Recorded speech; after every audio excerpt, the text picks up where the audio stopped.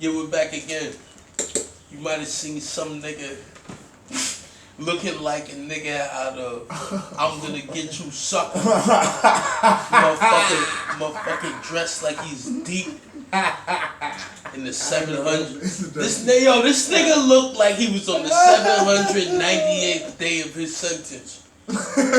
And we sitting out here in the free world in Richmond, California, man. You need to rise above that shit. Black niggas acting like you is why we ain't get as far as we could. Fuck out of here. Now we back to discuss some sports on you bitch ass niggas like him. Our listeners respect. Hold on, wait. Nigga need pussy. Nigga need a new mind. Nigga needs to grow up. Nigga needs to grow up. What's the term? What was that? What was the term you came up with? What I say? Oh yeah. What the fuck is wrong with niggas? That's the new segment. That's the new segment. So that we just create Elijah. We just created a new segment. But you threw it out there. He came up with. We gonna start throwing this out there to y'all. I got my mind made up. But we're gonna have little segments. Asking. Quick little, you know what I'm saying? What the fuck is niggas thinking? Or what the fuck was you thinking? What the fuck is wrong with niggas? There we go. And it's not, and I understand. You know I don't mean niggas to mean black people. Nah. That's so far from what we're talking about. That doesn't bear discussion. I'm talking about niggas like this 40-something old guy with his bandana wrapped his head around his head like Little Richard in the morning, asking me and the homie who lives here, if we live here. Yes, we live here. Go back to fucking work. And why don't you keep that dog where it belongs? Now, here's the other thing. The reason I didn't riff on him like that is because there's nothing to be gained. I'm going to ask him that.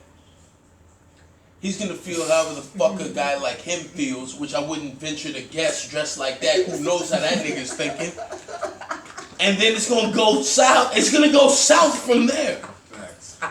I'm not about to give a nigga like that the residue of majesty of tussling and fighting me.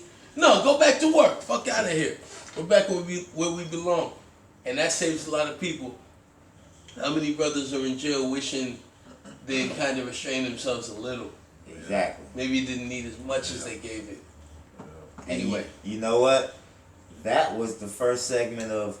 What the fuck is niggas thinking? Because it makes you wonder, and thank God you survived this long without being life imprisoned or manslaughter charged.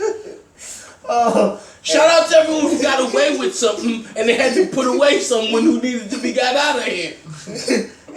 and to really have a better understanding of this intro, just watch the part 1 part of this and you'll get it.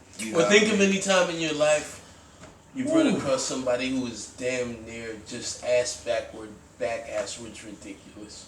Hey. What the fuck is wrong with niggas? No, what the fuck is wrong with niggas? Niggas being a catch-all for the entire human race. A lot of y'all represent the family structure of the chimpanzee. Watch out. Watch out.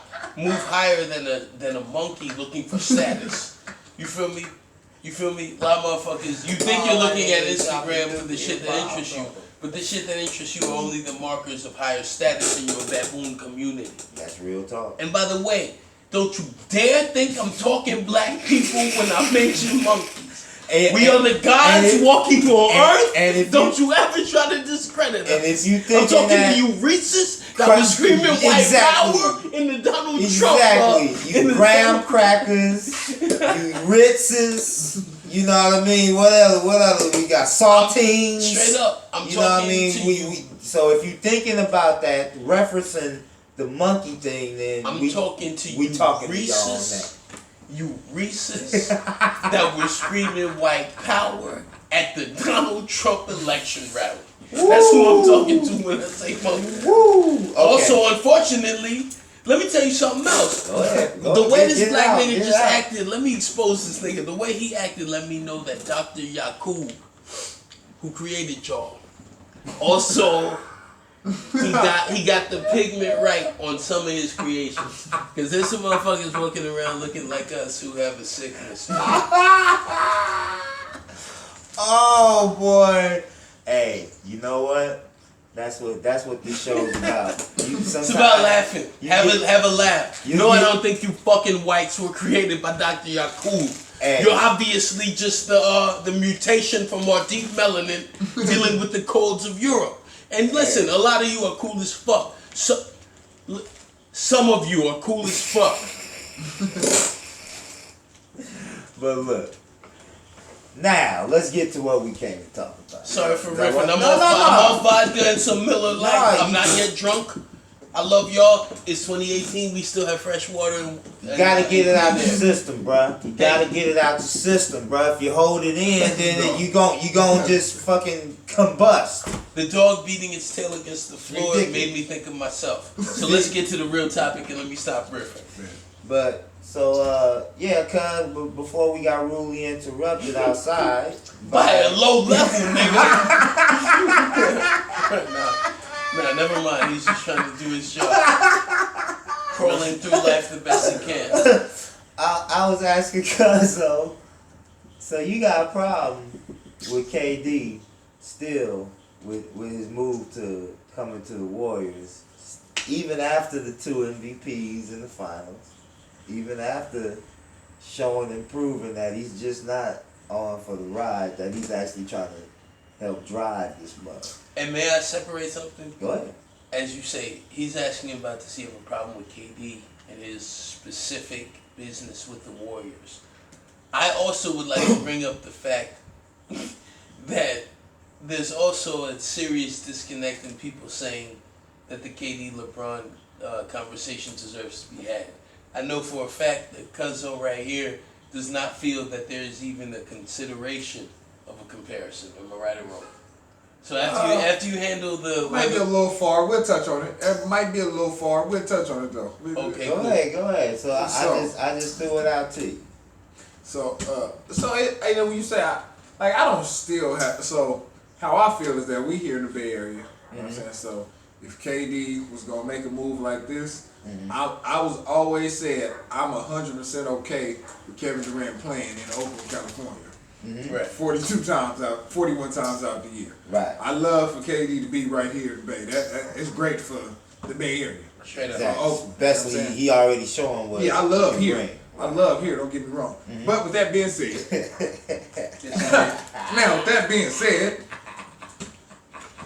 the Warriors in OKC, Kevin Durant played the year before.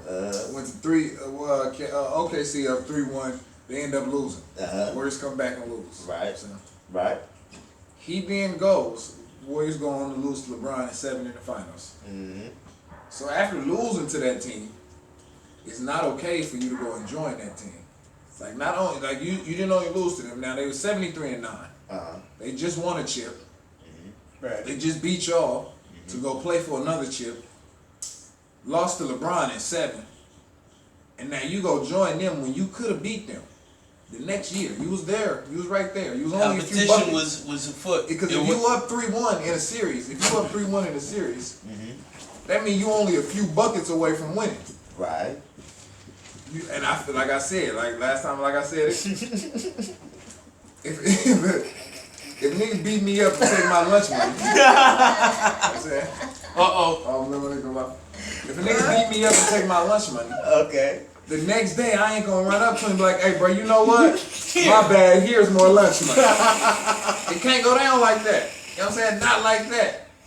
Not like that can't happen for me now. Okay. Now about him winning his 2 MVPs and basically getting validation. Nigga said here. Right. Here's more. You can't. What that nigga say on what my nigga say on Menace to Society? Nigga, do you owe me some money? Damn right, but here you go. Real shit. Hell no, here you go. Hey, that's what's KD, nigga. That's what that was, nigga. That was KD. Yo. That was KD, nigga. Okay. So listen. So now he comes to the Warriors. Sorry, KD, my bad. So now he comes to the Warriors. That was you feel funny, me? The minute he signs the Warriors, you feel me? Vegas tell you got to bet 1,000 to win 100 on these motherfuckers to win this championship. They was just 73-9. They was a Very bucket. interesting. They were a bucket away from winning the championship. Do you understand? You that? add one of the 10 to 1, or rather 1 to 10. You gotta bet $1,000 to win 100. Go ahead, You go come ahead. and join a 73-9. That's Fine. ridiculous. That's crazy. You come and join a finely oiled machine Machine that beat you. that beat you.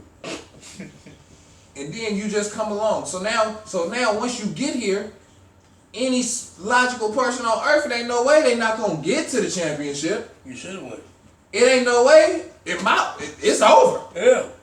This is over. But So here's the Go thing. ahead. So there's a difference. You know what I'm saying you got a pilot and you got a co-pilot. LeBron out there swinging hard He in the can't be. wilderness for He no can't reason. be the. He couldn't come here and be the pilot.